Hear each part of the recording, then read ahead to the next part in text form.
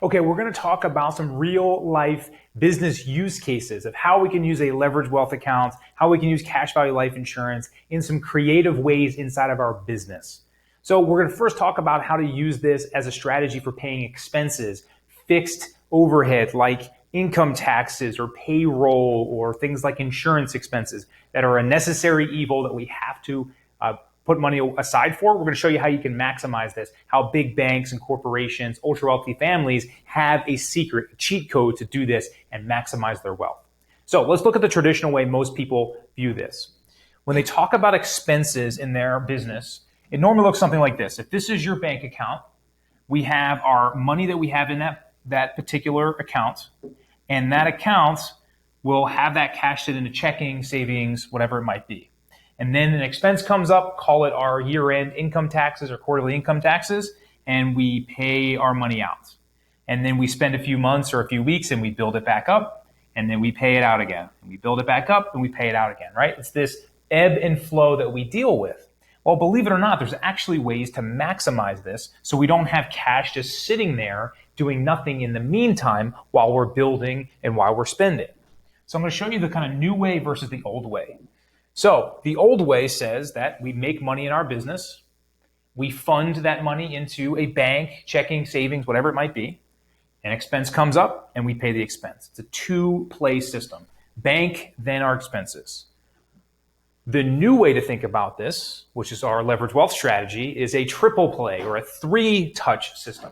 And what it does is it takes our money from our business into our bank, and then instead of jumping right into paying our expenses, we take one unique step in between there and we put that money into a leveraged wealth account. You have to spend the money or actually have the money be touched in this second place first if you're going to maximize it, right? Think of this like putting it in this little chamber that's going to help maximize your wealth. Instead of just saving and spending, we're actually going to deposit in here, put it into the policy that's going to maximize it, and then take a loan out to actually pay the expense. We're going to look at this in action on a spreadsheet here. So, first off, let's look at what this looks like in action. Now, the example I'm going to use is a $100,000 expense. So insert whatever you would like this to be. It could be income taxes, could be your insurance, could be any number of things. The idea is this is a fixed cost that we spend during the year, whether it's on a weekly or monthly basis, or contributing money into a specific account to save for a specific expense, right? So let's just say that our annual expense here is $100,000 for our income tax, for example.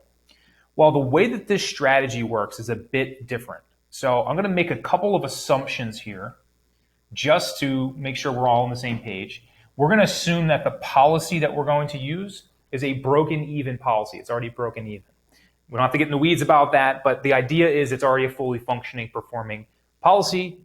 It's assuming that we get with our mutual insurance companies, which are the companies we work with, a 4% minimum guaranteed floor, right? And that's what our companies do provide, but we just want to make sure that that's clear. And we want to make sure that this is something that we're contributing to on a weekly, monthly basis, just like we're saving it now. Instead of redirecting it into this account, we're actually going to redirect it into a loan repayment. And I'll show you what that looks like. Okay, so we know that at a high level in our policies, when we contribute cash into them, they get a guaranteed rate of return for life. So any amount of money that we have in there gets this guaranteed floor of 4%. All the cash is going to keep compounding there, right? Now, this is what you're going to see as we start to play this out a bit. I'm going to blow this up. So we have $100,000 that we started with. And you'll see in this column, 4% compounding interest guaranteed year over year. Okay? So that's why you're seeing 4,000, then you're going to see 4,100, then 4,400, 49, so on and so forth. That is 4% compounding on the year before.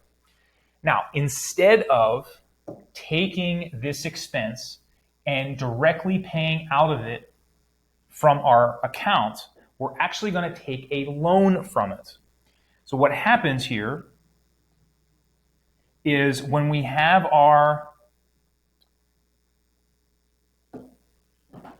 policy and we have that guaranteed growth, instead of withdrawing and impacting that compounding growth, we are simply going to actually come through here and take a loan from it, where we loan out the $100,000. And by doing so, we don't impact the compounding growth on the overall nest egg.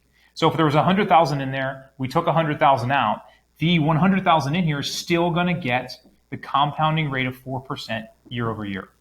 Even though we took a loan out, it's not going to recognize that. We're still going to get that growth. Okay.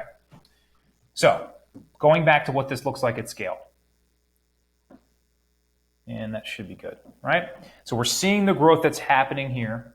Now, when the expense becomes due, here's what we're going to do. Instead of taking a withdrawal from our checking account and paying it, we're actually going to take a loan. Now, the loan's going to come out at $100,000 on that annual basis. And what we're going to do is we're going to be charged an interest rate from the insurance company. Now, this is a simple interest rate of 5%. Now, it does vary between carriers, but for argument's purposes, we're going to use a simple 5% interest rate. It's important to clarify this here. The reason why you're seeing more like a 2.5% though is because the assumption is while we're taking out a $100,000 loan, just like you would do with any other loan, you're going to repay it back. So right now, you're spending $100,000. You're spending the next month or the next year building that $100,000 up on a weekly, monthly, quarterly basis. You're repaying it. All we're saying is switching that from repaying and refilling your checking account to refilling your policy or repaying your loan. That simple logic shift is going to make a huge difference over the long term. So that payment that we would make, let's say we're doing it monthly, would be like $8,300 a month. Instead of putting that right into the checking account, we're going to make it as a loan payback, right? Now, let me show you what simple interest looks like and why this is advantageous. When we look at a simple loan calculator here, and I just look at what $100,000 looks like at 5% simple interest over 1 year, 12 equal payments. What you'll notice is the total payback, if we break it out in equal payments, is only $102,000, which means there's $2,700 worth of interest, or 2.7%. That is the real true interest rate. The reason for that is because we've made consistent payments. But because it's simple interest, those payments go towards the balance or the principal first. So if I look out at this, you'll see that this payment that I make each month actually reduces down my principal here, which means the 5% that gets accrued on interest is actually on this new principal balance. So as we make payments, we are lowering that actual interest liability that we're paying. That's why you're seeing more like a 2.5% number here versus a 5% true number, right? So that's where we're getting these numbers from. So as we scale this out and start to peel these pieces back together, we're having an accrued interest rate that's happening on our money, regardless of we're getting growth there. We're getting a bill basically, or we're paying that small interest rate, about $2,500 per year. But because it's interest on a loan, it's actually something that we can write off. So the business gets an advantage there. They can write off a percentage of that, whatever tax bracket you happen to be in. These are just fictitious numbers. But it's showing you that you can write off the interest that you're paying on that loan. So to tie that all together, this column here for total benefit to the business owner, what this is doing is basically suggesting the difference between using this strategy versus a bank. So if you were to just keep this cash rate in a bank, you would just have your 100 grand in, take out 100 grand. And it would just be a cycle where you really didn't benefit at all. By this simple tweak of having the money go to the policy first and repaying it, instead of it just dumping back in checking, we are on average gaining ourselves, you'll see, about $5,000 a year. And it's going to keep scaling as we go along, right? So the reason for that is because why? Between here and here, we're getting 4% growth. Where otherwise you'd be sitting in a bank getting 0% growth. So we're getting a nice arbitrage spread there. We're also getting what? Tax write-off, right? So that's where we're starting to see the total benefit of using this, right? So those numbers might not be crazy impressive, but if you start to scale this thing out over a long enough period of time, you're going to see like any other. Wouldn't you rather have an extra $5,000 every year by doing the exact same thing without spending any more money, just by putting it in the right spots, right? That's the idea. So when we look at this over time, we're going to be building a substantial wealth pattern here. Because why?